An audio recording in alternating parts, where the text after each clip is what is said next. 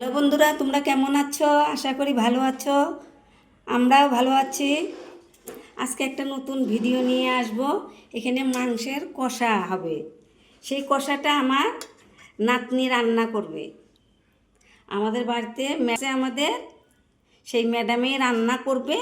কিভাবে আমার ম্যাডাম রান্না করে তোমরা সঙ্গে থাকবে, পুরো ভিডিওটাই দেখবে।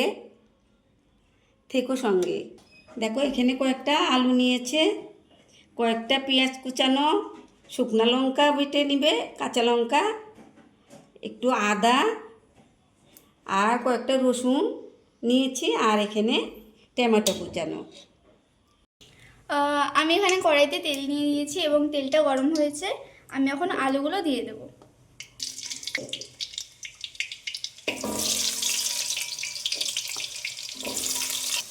আমি এখানে সামান্য লবণ দিয়ে দিলাম, সামান্য হলদির গুঁড়ো। আমি এটা এখন ঢেকে দিলাম কিছুক্ষণের জন্য। আমি এখানে ঢাকনাটা খুলে নিচ্ছি। এটা ভাজা প্রায় হয়ে গেছে। এখানে আমি নামিয়ে নিয়েছি আলু। এখানে আমি গোটা জিরে দিয়ে দিচ্ছি তেলে। এখন এতে তেজপাতা দিয়ে দিচ্ছি, কিছুক্ষণ নেড়ে নেব। এখন আমি পেঁয়াজ কুচানো দিয়ে দেবো, টমেটো কাটা দিয়ে দেবো। এটা কিছুক্ষণ নেড়ে চেড়ে ভেজে নেব। এখানে টমেটো আর পেঁয়াজে পেস্ট করে নিয়েছি এবং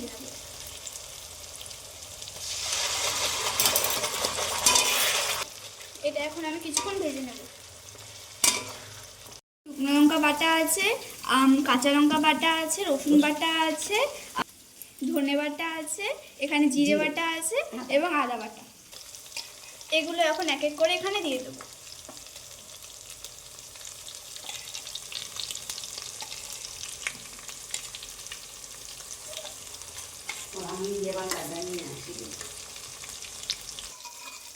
এখন এটা আমি কিছুক্ষণ নাড়াচাড়া দিয়ে দেবো।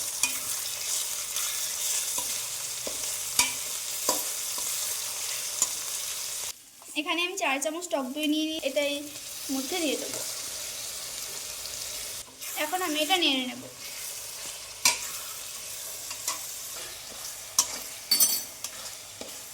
এটা আমি এখন ভেজে নেব। এখন আমি মাংসগুলো এই মশলার মধ্যে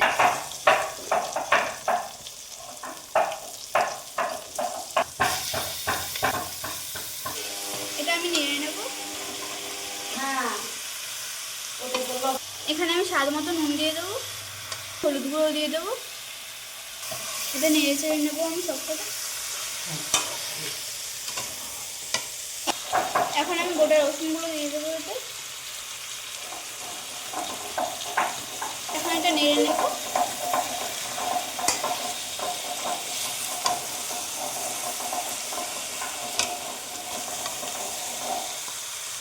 এটা আমি এখন কিছুক্ষণের জন্য ঢেকে দেবো। ঢাকনাটা খুলে একটু নাড়াচাড়া দিয়ে দেবো। দেখো মাংসটা কি সুন্দর কষা হয়ে গেছে। এখন আমি এটাই কিছুক্ষণ ভেজে নেব। হয়ে গেছে, আমি এখন এতে ঝোল দিয়ে দেবো।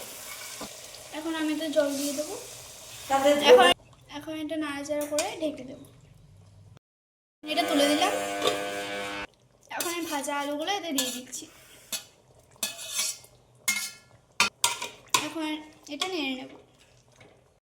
মশলা দিয়ে দেবো। এটা এখন আমি নেড়ে চেড়ে নেব। এতে আমি এখন গরম মশলার পেস্ট দিয়ে দেবো। এখন আমি একটু ধনেপাতা কুচি দিয়ে দেবো, ছড়িয়ে দিই।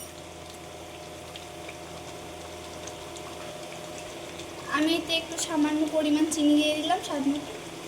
এখন এটা নেড়ে চেড়ে নামিয়ে নেব। কত সুন্দর হয়েছে। নামিয়ে নেব। দেখো আমার মাংস গ্রেভি হয়ে গেছে। এখন এটা টেস্ট করে দেখবো। বন্ধুরা দেখো, আমার নাতনি মাংস কষা রান্না করেছে। দেখো, মাংস কষাটা যদি ভালো হয়ে থাকে তাহলে আমার নাতনিকে তোমরা লাইক কমেন্ট শেয়ার করো, সাবস্ক্রাইব করবে, অনেক অনেক বন্ধুদের মাঝে শেয়ার করে দিবে।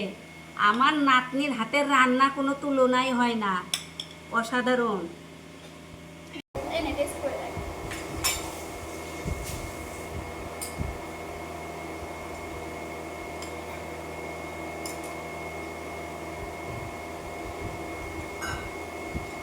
কেমন হয়েছে? দারুণ দারুণ হয়েছে। কিন্তু যদি ভালো লাগে একটা লাইক কমেন্ট শেয়ার করে দেবেন আমার বোনকে।